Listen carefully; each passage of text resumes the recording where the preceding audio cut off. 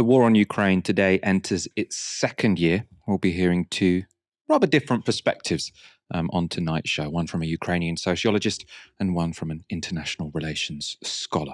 I'm also joined throughout the show by Aaron Bastani. Aaron, how are you doing? Very well, Michael. Looking forward to some really important insights from two great guests. And we're going to take you through some key events in the war so far, and we're going to do so via news reports from the time. So this is how Channel 4 covered the Russian invasion precisely a year ago today. The dawn chorus that no one wants to hear. Air raid sirens in Kyiv, signaling that the full-scale invasion of a European country in the year 2022 was well underway.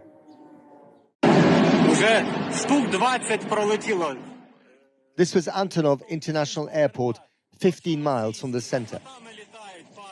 And these were Russian helicopter gunships. This airfield is now being used to bring in the troops that will storm the capital. This was the airbase at Melitopol in the southeast. Russia's strategy? Dominate the airspace by preventing the Ukrainian Air Force from using it. And this was in the far west, about 100 miles from the Polish border.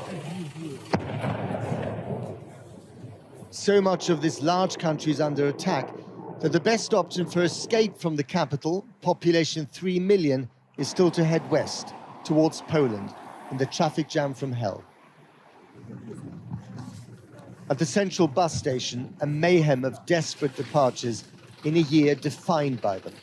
First Kabul, now Kyiv. These people are running away from the Russian soldiers knocking at the doors of the capital. Running to any bus that will take them, always west. Now imagine doing this with your kids. Your whole past, present and future suddenly reduced to one suitcase and one burning question. Can you make it onto that bus? Where's this bus? Well, we are trying to get to Poland. Yeah, and fly from Poland, but to be honest, I can't see it happening. Yeah. So we don't have any buses to take us anywhere. Are you scared? I'm okay for now. I'm alive, but you never know what will happen like in 5 minutes. In the days and weeks after the outbreak of war, an estimated 18 million people would leave Ukraine. But Putin's shock and awe tactics didn't work. Kiev wasn't taken. The Zelensky government wasn't overthrown. And 10 million of those refugees have now returned to their home country. The failure of Putin's initial push, though, didn't save Ukrainians from the horrors of war. This is an ITV report from April, and we should warn you, it contains graphic images. Today, the drive into Bucha looks very different to those first hours after it was liberated on the 1st of April. This was the first evidence of the crimes perpetrated here. The bodies of civilians left decomposing where they fell.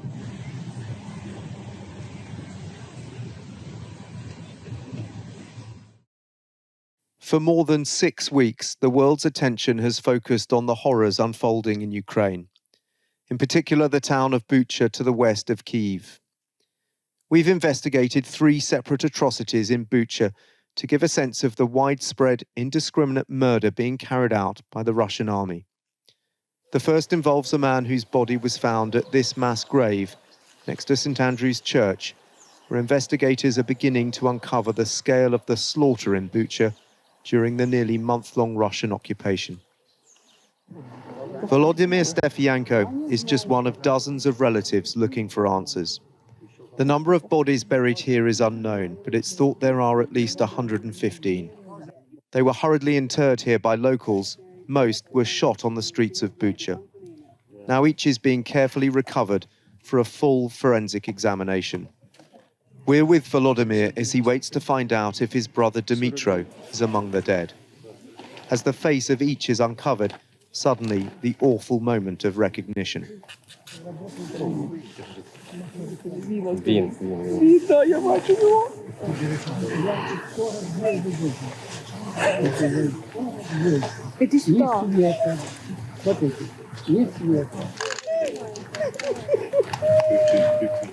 The retreat from Kyiv meant the war became focused in the south and the east of the country, and Mariupol became the centre of that battle. This is a report from the BBC, also from April last year.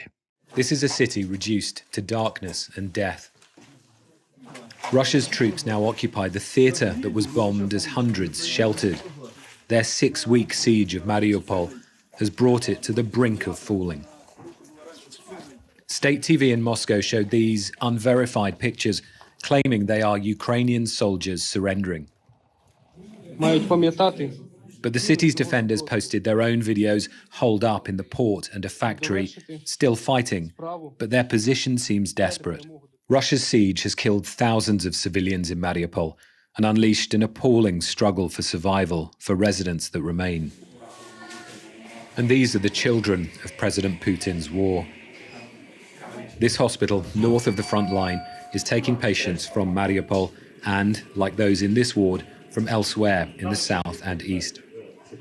The doctors tell me they're treating children with injuries they usually see in soldiers straight from the battlefield.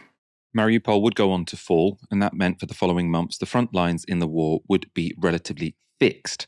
That was until September, when the Ukrainians made a surprisingly successful counteroffensive, as reported here by Channel 4 News. Signs that Russian forces have left in a hurry as the first Ukrainian troops roll into streets long lost in months of fighting. This is the key rail hub of Kupiansk, an eastern city transformed by war into Russia's key logistical hub. Its recapture is a significant victory for Ukraine. After months of relentless grind, a remarkable Ukrainian offensive is pushing Moscow out of a region they've occupied since the early days of its invasion. UK defence officials estimate Ukrainian forces have punched 50 kilometres into Russian-held territory. In village after village, locals have to see it to believe it. As Ukrainian flags are raised again over government buildings and in town squares. This banner being torn down says, "We are with Russia, one people." After more than 6 months of Russian occupation, relief and joy. Night after night, hiding in homes and basements, hoping for this moment. Good boys, they cry. We've been praying for your return. After that offensive ground to a halt, the front lines of the conflict essentially froze again, and this was the state of play as of November last year. In the red are the areas still held by Russia, in the purple are the areas regained by Ukraine. And despite talk of a Russian spring offensive, we haven't seen those lines move in any meaningful way since then to now. So that's where we find ourselves now. To talk about the war 1 year on, the first perspective I sought was from Taras Fiderko. Taras is a lecturer in sociology and East European studies at the University of Glasgow. He researches war, media and oligarchy in Ukraine. I started by asking Taras how Ukrainian society was holding up after a year at war. It is holding up despite the attempts of the Russian forces to degrade the resistance, both militarily and in terms of the civilian resolve. Polls that are coming in just in these days indicate that there's still the same significant proportion of Ukrainians who aren't willing to make any territorial concessions to Russia to end the war. They also show that about 60% of Ukrainians, or even more, have in this year contributed financially or in kind to supporting the military or people who have been displaced by the fighting. So that a very, very significant mobilization of the Ukrainian society. And even though the resources are diminishing, we can see that there's still efforts to maintain that level of commitment from the Ukrainian society. And it's largely horizontal. What do you mean by horizontal? Sorry, you mean it's not sort of imposed from the top? You're sort of saying this is somewhat grassroots. Is that what you mean by that? It's democratic, bottom-up self-organization, sometimes to complement, sometimes to supplement state institutions. And it's something that I think determines the way in which Ukraine has responded to the invasion, because in the battle for Kyiv and other kind of early chapters of the war, that kind of bottom-up mobilization was crucial in upholding the Ukrainian resistance, and it's something that also supported the Ukrainian state and supported the Ukrainian kind of total answer to Russia's total war on the country. Do we have an idea of the extent of casualties on the Ukrainian side? I mean, I understand, it's not something which is sort of published because it's not supposed to be too open. But I mean, what are the estimates? What are we working with here? I think at this point, we're, in terms of military casualties, casualties in the military, we're probably working with a figure of over 100,000 of killed in action and wounded and missing. We don't know because the Ukrainian military and the government aren't publishing these figures. We only are working with estimates published from time to time by different figures in the West, anonymous sources. There aren't any official indications or estimates. And this, I think the same works for official figures for civilian casualties. Figures that kind of reliable figures published by international institutions such as the UN are reliable in the sense that they are precise, but they are complete underestimates of what went on. I think for Mariupol, which is one of the bloodiest and most damaging and destructive chapters of the war, the UN's estimate was in the low thousands, and the deputy mayor of Mariupol, the Ukrainian deputy mayor of Mariupol, has estimated over 20,000 people killed in the city during the siege, and that shows you a mismatch between the real figures the real figures as they might be, and the figures that are known at the moment and confirmed by different kinds of institutions. So I think there's a very, very broad spectrum of possible figures. That there's nothing certain at the moment. You've painted a picture of a society which is, as yet fairly united. I suppose some people might say it's united sort of behind a set of demands which are somewhat implausible. I suppose I'll focus on the idea that there'll be no territorial concessions.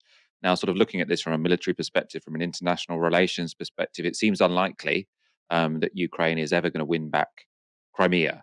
And so is it possible that concessions being made will cause a splinter within Ukrainian society? How do you sort of see the possibility of compromise down the line being handled?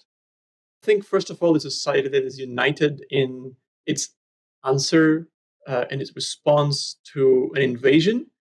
And then when it comes down the line to thinking through possible ways out, there will be, of course, disagreements and kind of political and different political forces inside the country that will be trying to exploit it for, from that perspective, perhaps for the public good, sometimes for specific political gains vis-a-vis the government or other opponents. The shape of any settlement and agreement, societal agreement to that kind of settlement would depend on where Ukraine is militarily vis-a-vis Russia. I think there would have been, so if Ukraine could not continue fighting against Russia, there potentially would be more agreement to accept Russia's demands. Right now, it looks like Ukraine can improve its situation on the ground and get militarily what it couldn't get diplomatically from Russia, because Russia is just simply not willing to revise its goals and to kind of abandon the goals of taking over big parts of Ukraine. I mean, all the discussions focus on Crimea, but Crimea is implausible for many Ukrainians, and I think there's some significant part of the population who kind of are skeptical about taking over of Crimea, even though they maybe aren't willing to admit that. But a lot more importantly, for our purposes, is what's going to happen to territories that Russia's occupied after 24th of February 2022. Zaporizhia, parts of Kherson Oblast, parts of Mykolaiv Oblast, Donetsk and Luhansk regions. And these are the parts that have nothing to do with, the reconquest of which has nothing to do with the reconquest of Crimea as such. And it's a lot more realistic and important for us as international left to focus on getting Russian forces out of there than to think about hypothetical scenarios about what's going to happen to Crimea.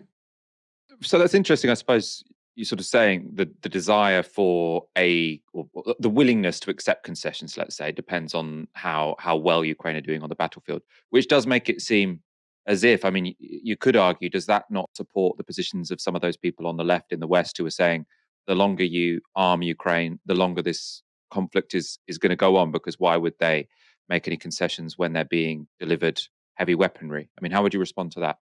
I wouldn't, because to be honest, I do not care about the position of those people on the left who have no idea what it means to live in a country that's been torn by an invading force. I'm sorry for this brute answer, but that's all that there is to it. There is no united left. There are very different perspectives on the left about what should be done in the country. And for people who have zero empathy to those who choose to fight and those who choose to kind of put up resistance to an invading force, and who tell them, no, do not do that, and instead accept negotiated solution, I think these people have no empathy, and we should not engage with them if they do not engage bona fide with their demands from the ground, from those who are actually going through this invasion. Do you think then, sort of from that perspective, that the military aid from the West should be unlimited? Do you think that we should be exporting fighter jets to Ukraine at this point in time?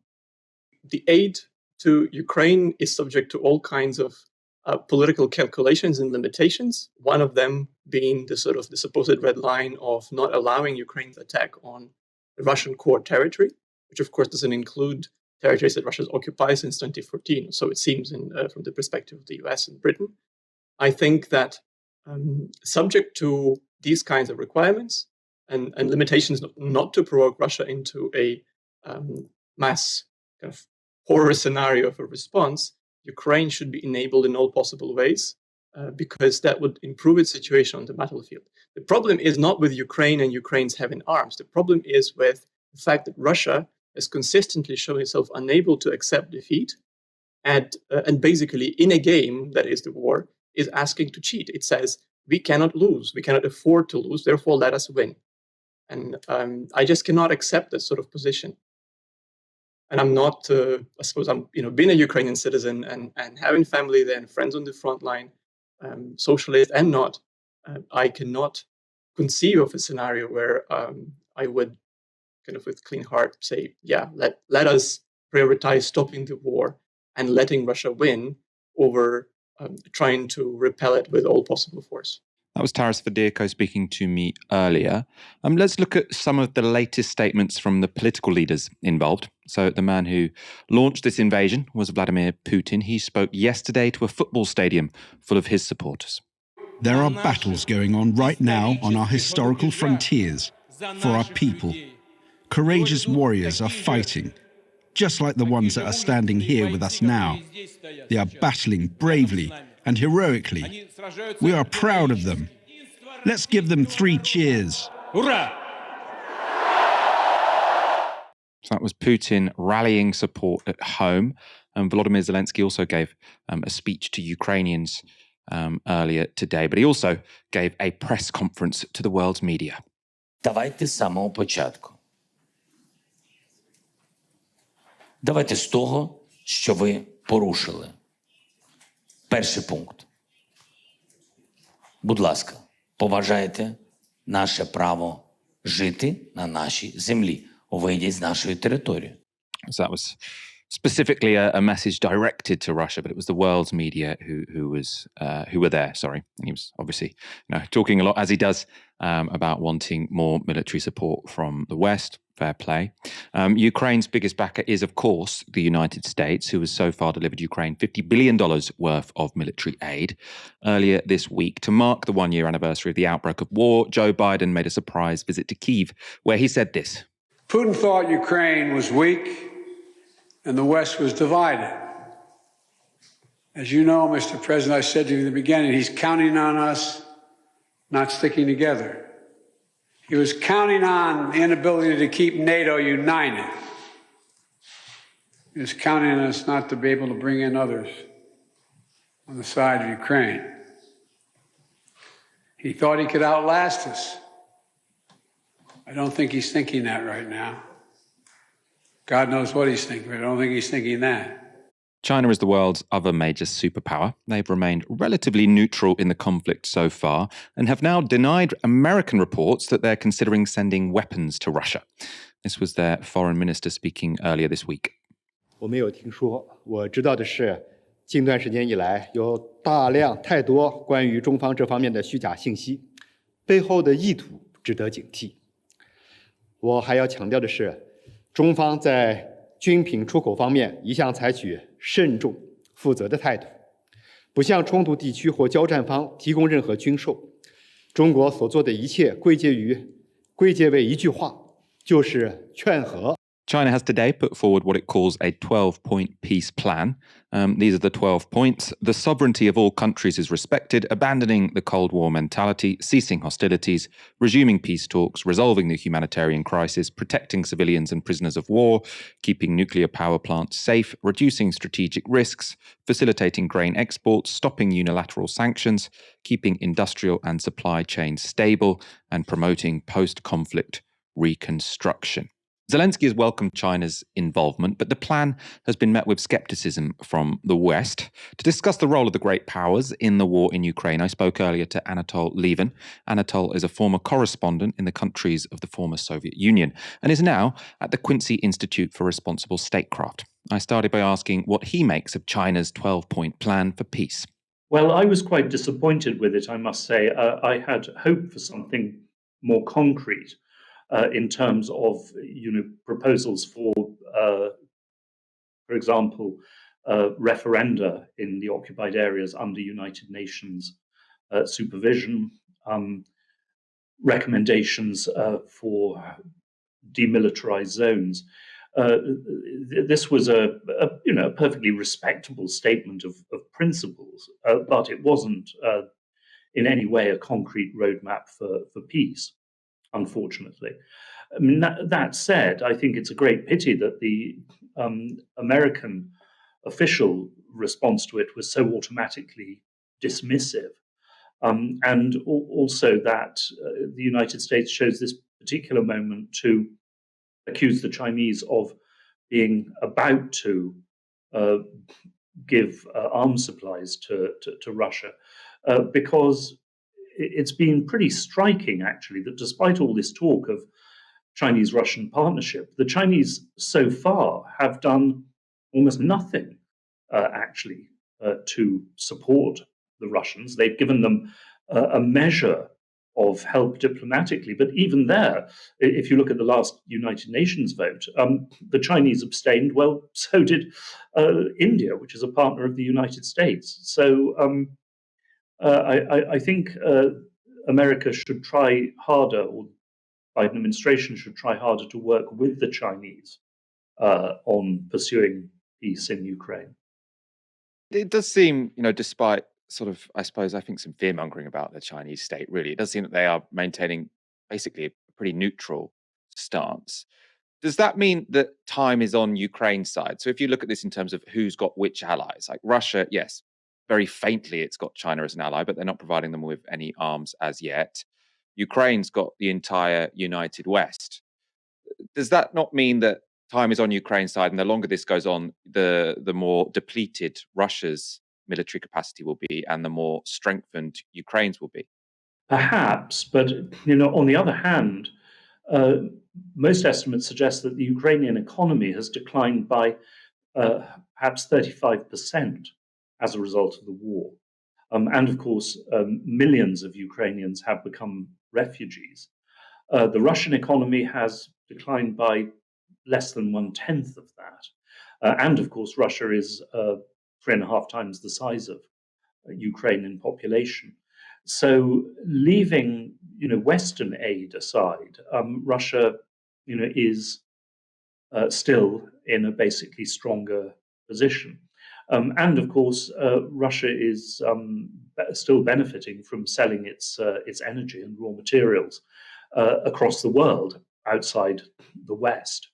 So it's not at all clear, whose side time is on. The other thing is that I am assured by Chinese officials, semi-official people I've talked to, that China did not want this war.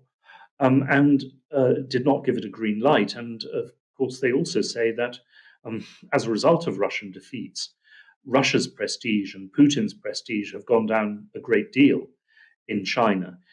But they also say that if they became convinced that it was American and Western policy to back Ukraine to a complete defeat of Russia, leading to the overthrow of the Putin regime and possibly the disintegration of the Russian state, then China would have to step in with much greater aid to Russia, because everyone I talked to in China said that China regards the preservation of Russia as a united state and a great power as a vital Chinese interest, because otherwise China would find itself really seriously isolated strategically in the world.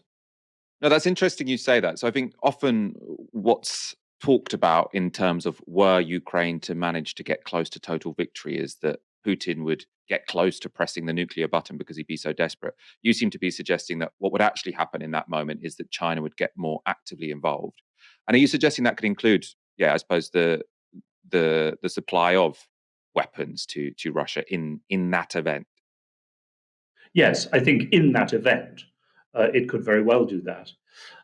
Incidentally, I mean, these two scenarios are not mutually exclusive. I think in those circumstances, Putin would not move straight to nuclear weapons, but he could do something else which would begin a cycle of escalation that could perhaps end in nuclear war. For example, he could take revenge for the destruction of Nord Stream by attacking Western infrastructure.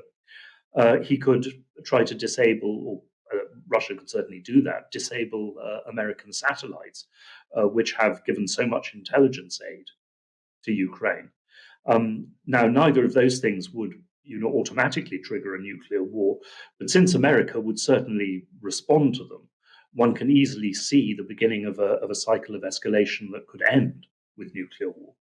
Are they not to some degree mutually exclusive? Because as far as I understand it, the Chinese position seems to be we will support you. We don't want Russia to lose. We also don't particularly want them to win, but we don't want them to lose. But our red line is nuclear escalation.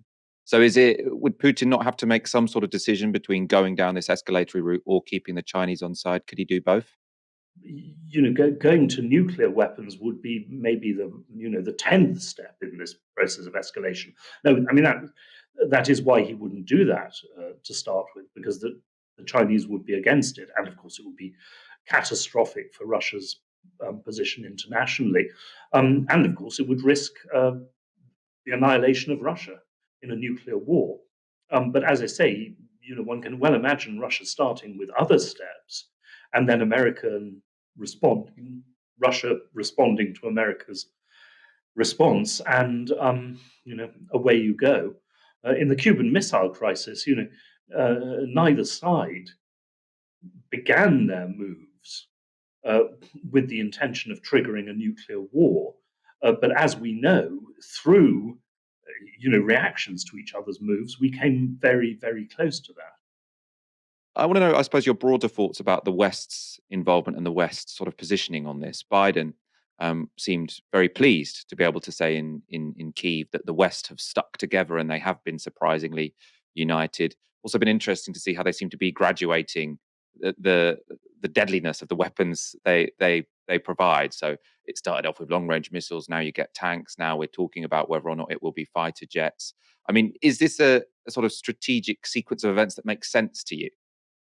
Well, I mean, it certainly makes sense from America's point of view. The Western alliance has reconsolidated under American control.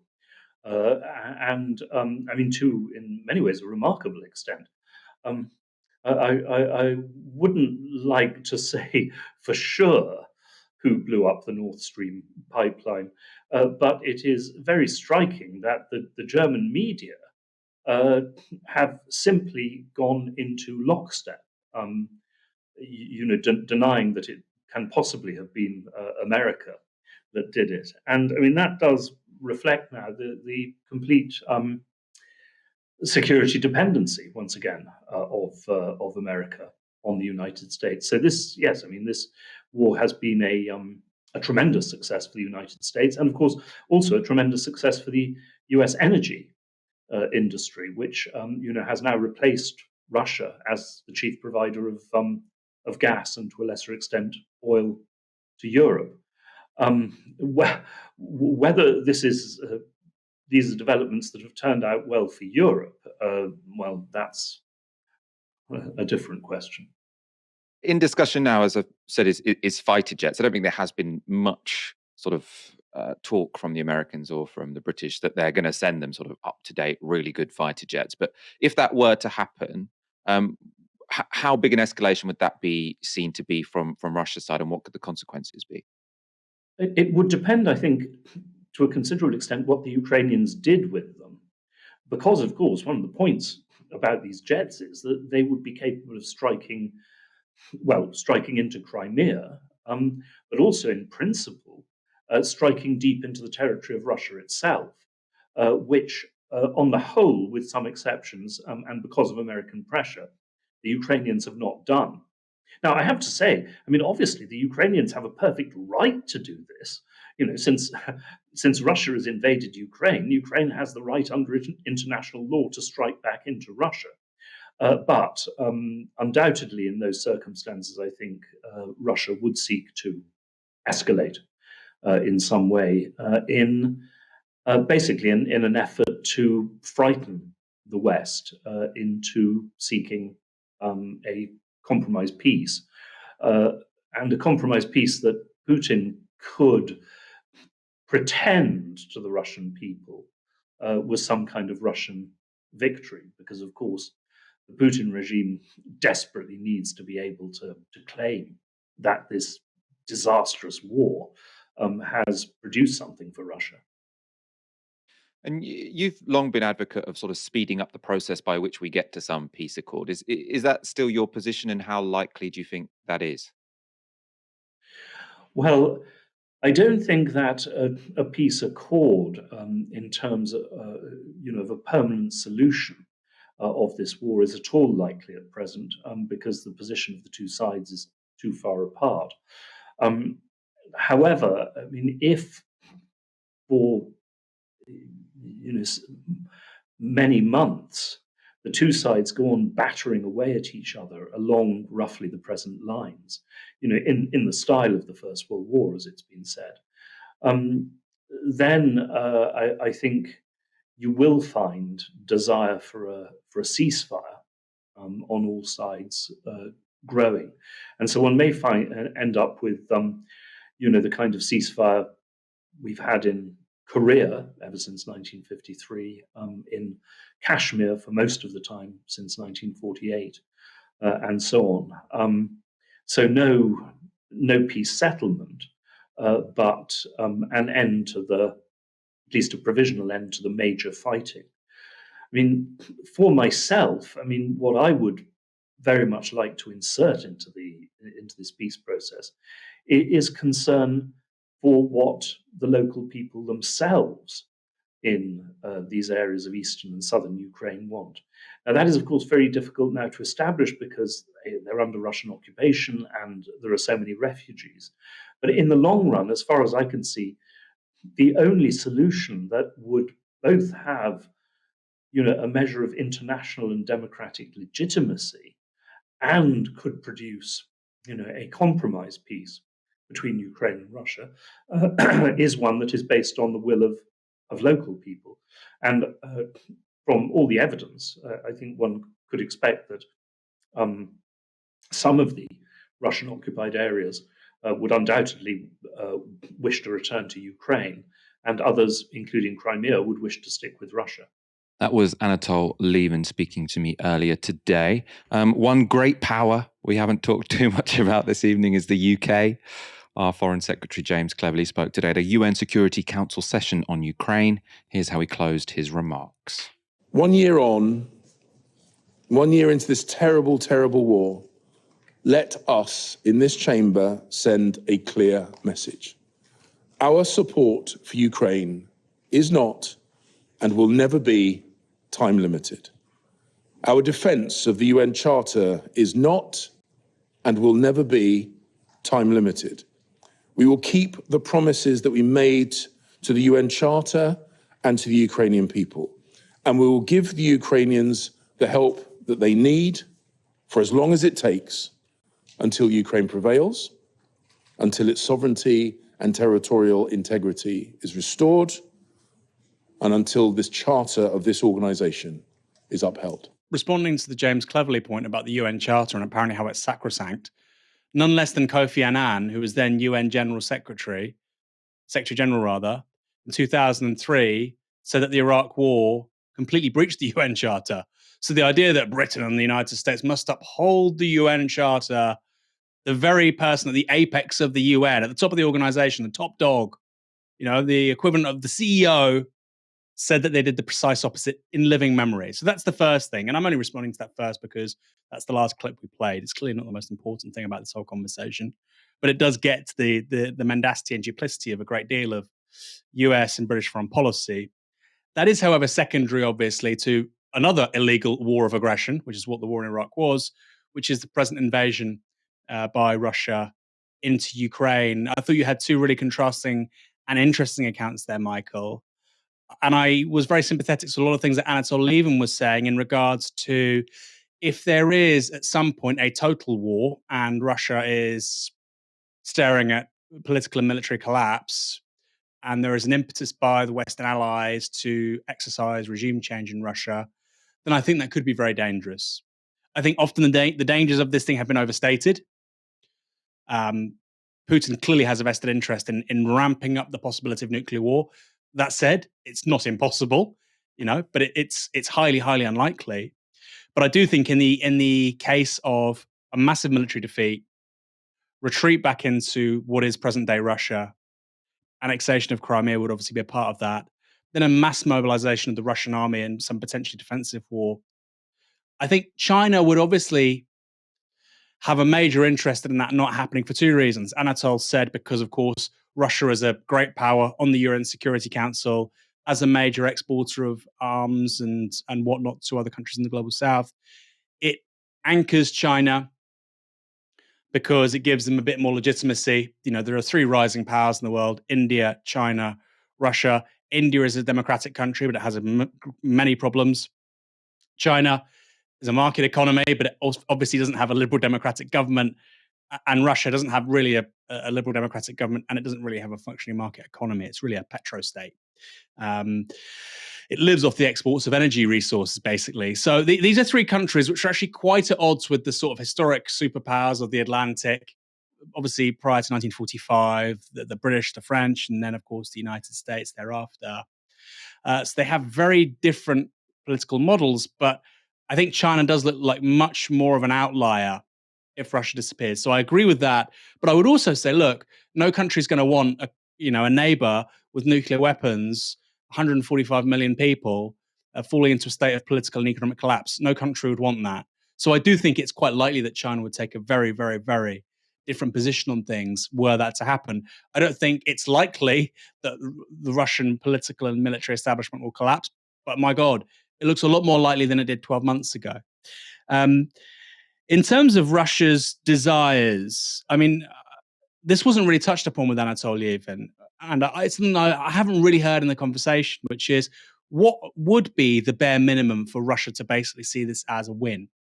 So it's important to say, people say, oh, it's been a military catastrophe for Russia. I wouldn't go that far because they've added new territory to their own country. Clearly, it's been bad. It's been a farce in many instances, but I wouldn't call it a catastrophe. But I don't think it's sufficiently good that, Putin can sell a win. I think for that to happen, they would need cities that have been sort of, historically associated with Russia, like Kherson, Odessa, for that to happen. And clearly Odessa is going very, very far west. You're then going towards Moldova. So, I think it's very, very unlikely that you're going to see a negotiated peace, which everybody talks about, everybody seemingly wants. But I think these two objectives are so far apart, Michael. On the one hand, Ukraine wants to return, I think quite justifiably, to the status quo ante pre-2014. But Russia, I think, isn't even interested in the status quo ante pre-last year, which is to say just having Crimea. They clearly want much more too. And I'm not talking about the Donetsk regions when I say that. There is clearly a desire to annex Kherson and I think also Odessa. Like I say, cities in the Ukrainian south gives them the Russian Navy a greater capacity into mainland Europe, and they would say they're historically, culturally Russian cities. You can make that argument. I mean, that argument exists for many cities on the face of the earth. It doesn't justify annexation or illegal invasion.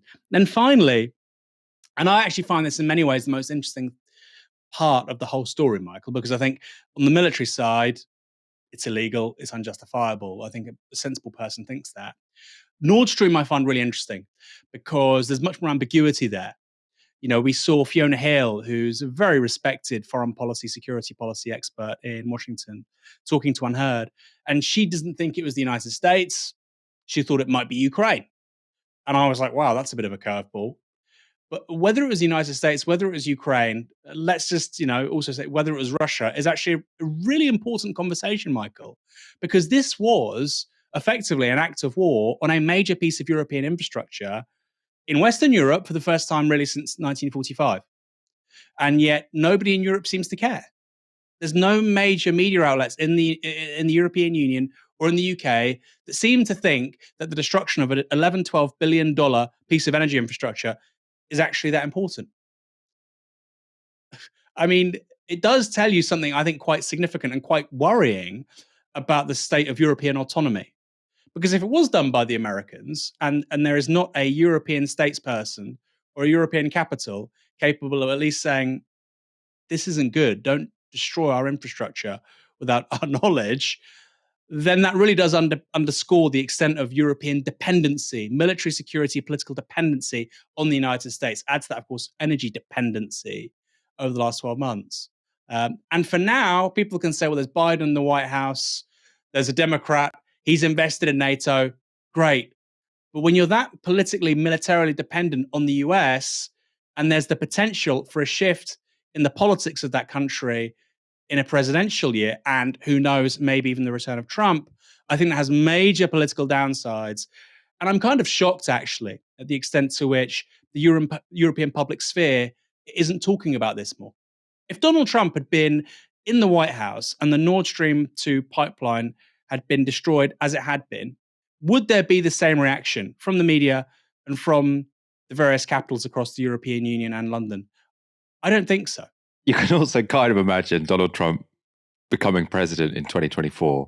And then, if it was the Americans who blew it up and the Germans and the Norwegians knew, sort of making it all public and saying, and we blew up their pipeline and the idiots in Germany and Norway let us do it and didn't even say anything. And you can imagine that causing like a bit of a political nightmare in those countries, if he's sort of calling them weak for letting it happen. I mean, you started with your point about sort of the duplicity of the UK talking about the sanctity of UN protocols. And I actually think that it's not a side point because it's often discussed, why hasn't the whole world united behind Ukraine? Why has it only been the West?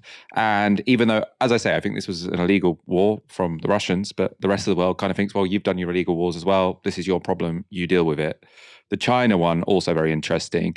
Lots of people say this is just a dictatorship backing a dictatorship. It's just authoritarians who love authoritarians. I think that's got very little to do with it, in fact. And I think it is much more to do with balances of power. And it also seems a little bit ridiculous to me that you've got the US and the UK saying China should more uncompromisingly support us in our fight against Russia, while at the same time they're saying we are going to actively try and stunt Chinese development and by putting these sanctions on sort of technology transfer. So I think you can't say we want you to ally with us in this war while we at the same time try and keep you down in the global pecking order. It's not really going to work. Bernie Sanders is in the UK promoting his new book, It's Okay to be Angry About Capitalism. And the US Senator dropped into LBC to speak to Andrew Marr. I don't have the exact statistics in my head, but we probably spend in the United States twice as much per person on healthcare. We spend $13,000 for every man, woman, and child, an outrageous sum of money. And yet we end up with 85 million people who are uninsured or underinsured, while the insurance companies make billions and billions of dollars. The function of the American healthcare system, something you should not emulate here. The function of the American healthcare system is to make the insurance companies and the drug companies phenomenally rich. The goal should be, and it's not an easy goal, is how in a cost-effective way do you provide quality healthcare to all people as a human right? Not necessarily easy, but that's the goal. And it's a lot less expensive than allowing the insurance companies to get involved in order to profit off of the system. And looking at what's happening here, do you see a risk that Britain starts to look at the American model and go in that direction? Do not look at the American model. Please do not. Build on what you have, improve what you have. Healthcare is a human right. That's what it is. And that was established here in, 1948. That was an extraordinary achievement. And I understand your system has problems. Deal with those problems. But don't think that insurance companies and privatizations are going to make the situation better. They will only make it much worse. Bernie's such a pro-politician because you could tell Andrew Marr's asking him, and I'm sure you're following the debates on whether or not we should privatise the NHS. But it's like, do you really think I'm following what Wes Streeting or what the Tory Health Secretary is saying at this point in time? I'm just going to give my passionate answer, which is you do not want to do what we're doing. Keep your NHS. Bernie was also asked about Jeremy Corbyn. Jeremy Corbyn, I'm not saying he's the Bernie Sanders of the UK. You're both very, very different politicians in many ways, but he was a very, very popular left leader who galvanized another generation of people. They all came behind him. And he has now been absolutely pushed to the side of British politics to the point where he can't even stand as a Labour candidate in his own constituency. And I wonder what your reflections are on that.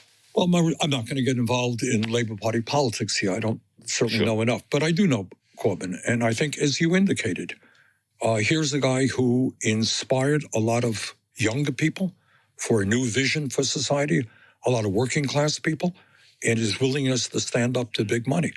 And I think that is worthy of a lot of respect. Do you think it's sad that they can't run on the same ticket, he and the current leader? I don't understand. I really don't.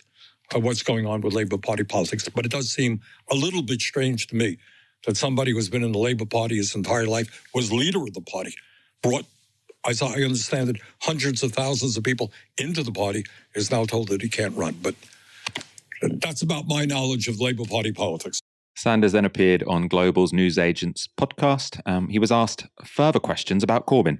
I think where Corbyn deserves an enormous amount of credit is, I think, in the UK and in the United States, a lot of people have given up on politics. I can tell you that in the United States, historically, young people do not vote in large numbers. But you know what we have seen in the last number of years? We've seen that change. So not great numbers, but a lot more young people. And I think Corbyn deserves credit for energizing whole bunches of young people, working class people. So the Labour Party have said, look, you can't run as our candidate at the next general election. I mean, people listening to you will think you are a member of the Democratic Party.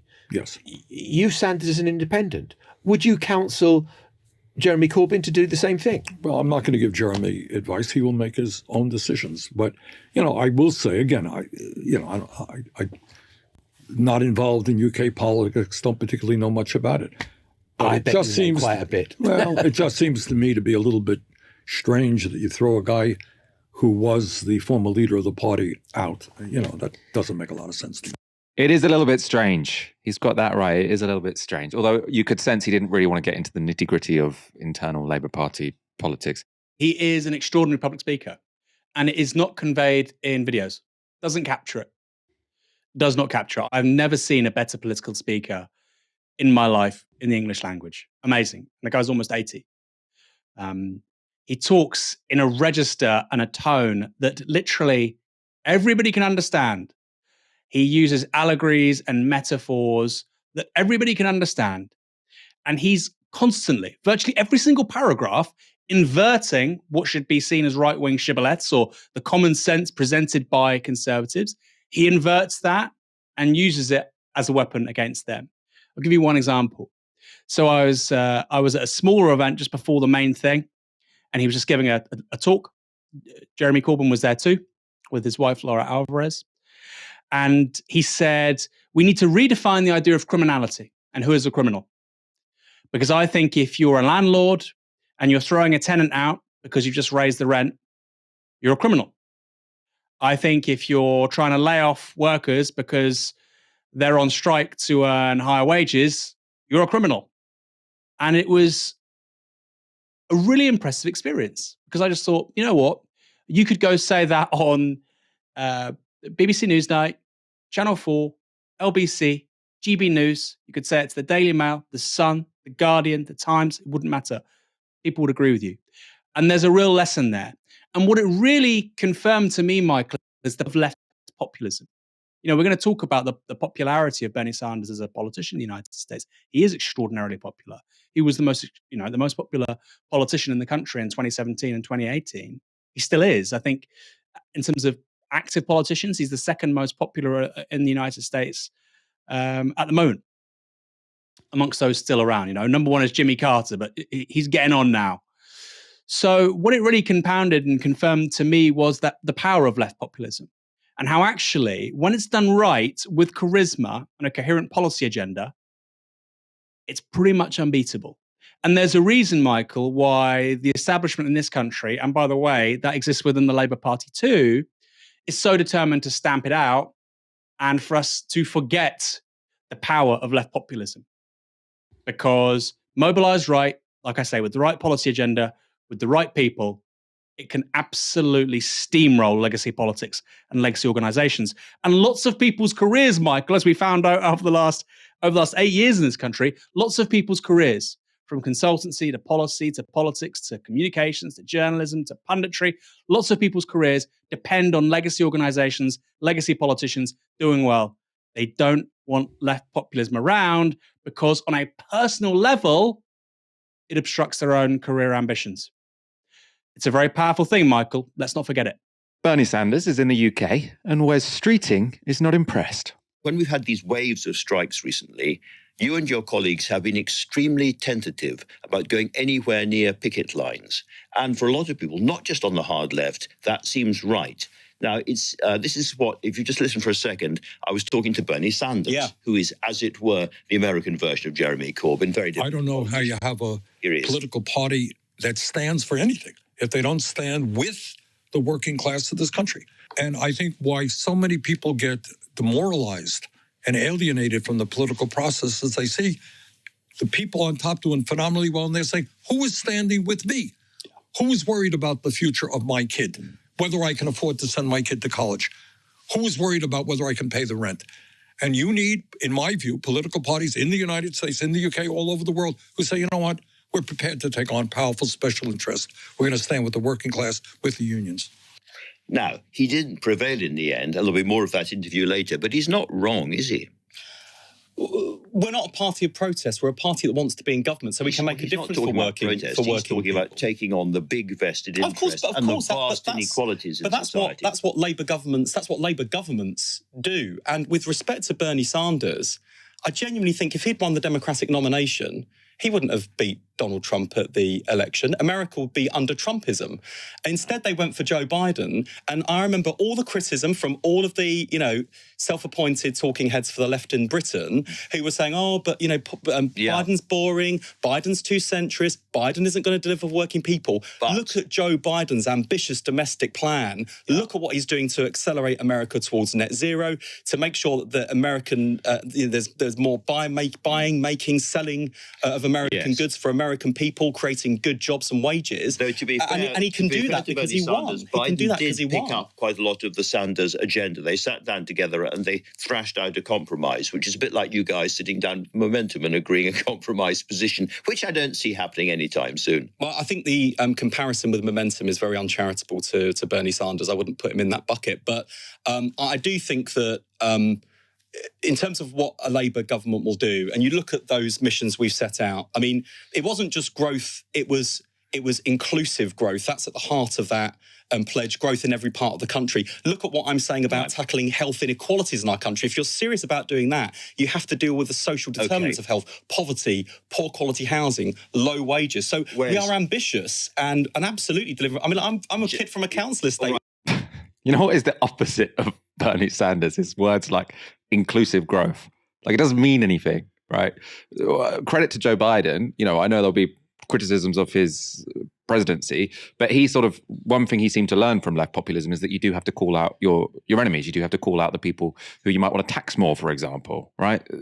We haven't seen that from Starmer yet. In any case, Bernie Sanders has responded to Wes Streeting. He did so when speaking to the News Agents podcast. After you spoke last night, there was a senior Labour politician who went on the radio, a guy called Wes Streeting. I'm sure you don't know. He could be the next health secretary if the Labour Party win the next general election. This is what he had to say. We're not a party of protest. We're a party that wants to be in government, so we can make a difference for working people. He's talking about taking on the big vested interests and the vast inequalities in society. That's what Labour governments do. And with respect to Bernie Sanders, I genuinely think if he'd won the Democratic nomination, he wouldn't have beat Donald Trump at the election. America would be under Trumpism. Well, let me inform that gentleman, who I do not know, that every poll that was done during that period had me defeating Trump, and I believe I would have defeated Trump. That man who I do not know. Aaron, what can we say about the flame war between Bernie Sanders and Wes Streeting? Wes Streeting is incredibly small time, which means he's probably going to be the leader of the Labour Party after Keir Starmer. He's incredibly small time. He even has to be factional against the guy who's not in the same country as him. You know, he's saying we're not a party of protest, we're a party of government. Wes, would you like Bernie's formal role? He is, let me get this right, the chair of the Senate Health, Education, Labour and Pensions Committee. Health, Education, Labour and Pensions. That sounds like quite an important job. Sounds to me like he's probably administering quite a lot. That doesn't sound like protest, Wes. Interesting, isn't it? And then he goes on about, I live in a council. I'm from a council estate. Michael Walker lives in a council flat. You pay £800 a month for the privilege, Michael. That's the difference. We've all lived in council flats and council houses in London. The point is they're not free anymore. Okay? I was paying to live in a room in a council flat. I was paying £600 a month. You pay £800 a month. So the idea this is somehow cultural cachet for a permanent political class, a tiny slither of which comes from council flats and houses, the ones which haven't been privatised, is obscene. And the point Sanders makes, Michael, about his popularity, in 2017, he was the most popular politician in the United States, according to YouGov. And there's a poll from Ipsos done for USA Today. In 2020, Americans were asked, let me get this up because I don't want to get the numbers wrong. Americans were asked who was most sort of congruent with their values, who agreed with their values most. 39%, this is Ipsos, 39% said Bernie Sanders. 30% said Joe Biden, 31% said Trump. So 39% of Americans said, my value is the same as Sanders in 2020. Right? 30% say Biden, 31% say Trump. And as he said, in terms of actually who would you like to be the president, Sanders was ahead. So Wes Streeting's arguments here are based upon fantasy in his brain, which, okay, I know that's good enough for the British media, Wes, because, my goodness, they're not very good at their job. But once you're confronted, actually, with an effective politician, who is a machine, by the way, to persuade conservatives and bring them left, which is Bernie Sanders, you look like an idiot. You look stupid. You look silly. Stop it. You know, stick to the factionalism, stick to attacking the left in this country, because in that instance, at least the media will help you. And when you're out on your own, son, it doesn't end well. You look rather stupid. That was very well put. Let's wrap up there. Aaron Bastani, it's been a pleasure being joined by you this evening. It was my pleasure, Michael. Expertly hosted as ever. And I hope you're going to join me again sometime soon on a Tuesday, because you are a great guest as well, but I think I prefer you as a host. Thanks, everyone, for watching this evening. Have a great weekend. For now, you've been watching Novara Media. Good night.